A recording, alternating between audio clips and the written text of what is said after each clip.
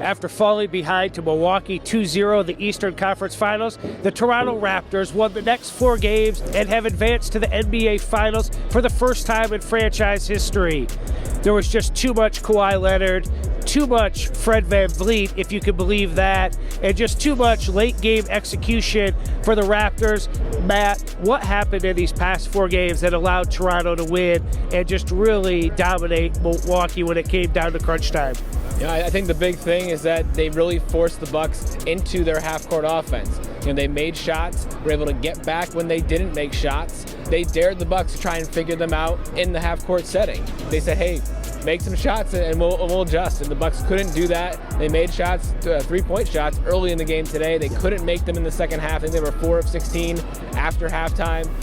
And the Bucks just couldn't find anything on the inside.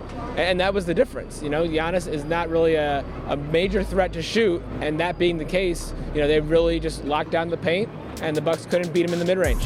At one point in the third quarter, it was a 76-61 Milwaukee lead. Kawhi Leonard got it started with a foul, goes to the free throw line. He starts making shots. It was a resilient Raptors squad during this conference finals. So moving forward, Matt, I know Milwaukee has some roster decisions to make. What's the big lesson they take away from this series that they can apply to next season?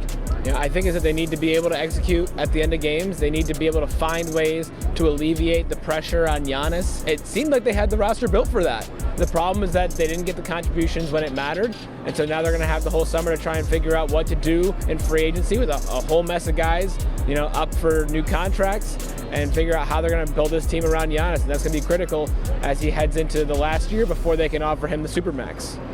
General Manager John Horst of the Bucks has his work cut out for him.